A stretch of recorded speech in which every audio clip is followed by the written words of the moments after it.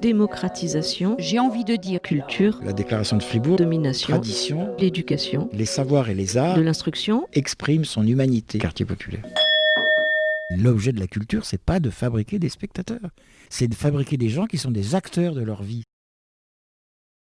Nous sommes aujourd'hui en banlieue de Grenoble, où nous allons rencontrer un collectif citoyen qui ne se revendique d'aucun mouvement politique précis, mais qui s'apprête à manifester pour une cause plutôt originale, leurs droits culturels. Ils prennent part à ce qu'on pourrait qualifier de résistance culturelle et se battent pour l'égale dignité des cultures et pour un futur plus fraternel et plus inclusif. En quête sur une révolution naissante.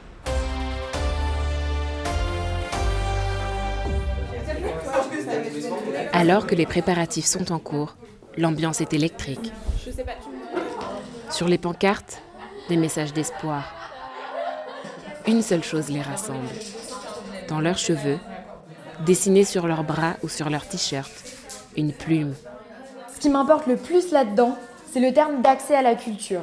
On veut souvent nous faire croire que être cultivé, c'est aimer Chopin, aller à l'opéra, alors que non, c'est beaucoup plus propre à chacun et c'est essentiel de le respecter.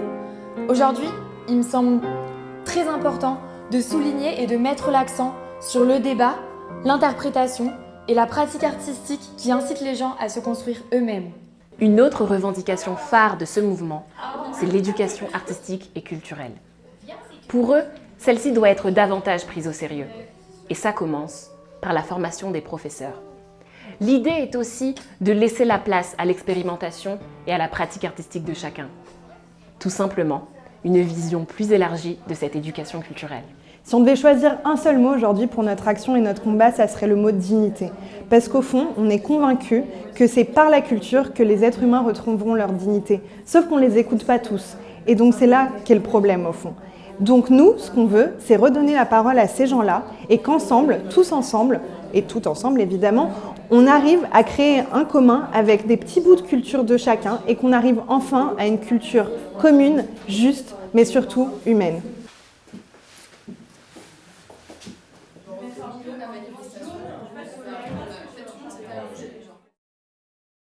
Cette manifestation est une fiction.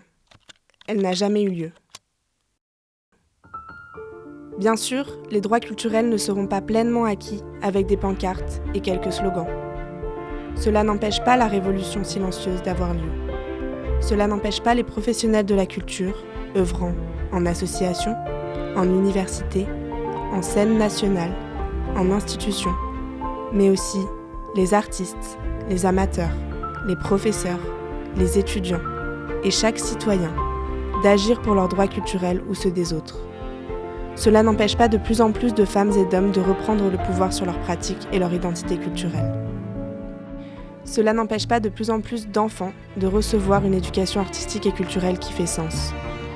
La culture permet de nous émanciper, de nous rendre notre dignité, de défendre et de s'approprier notre identité. Tout cela est primordial dans une société où sont menacées à chaque instant nos valeurs de fraternité et de tolérance. Une société où augmentent chaque jour les discriminations et le nationalisme. Penser le monde de demain et ses immenses défis, c'est aussi penser une société où la culture de tous, pour tous et par tous sera reconnue et valorisée dans le quotidien de tous les individus et dès le plus jeune âge. Ensemble, continuons d'améliorer, de critiquer, de réévaluer notre action culturelle. Et, intimement liée à celle-ci, continuons de défendre notre démocratie.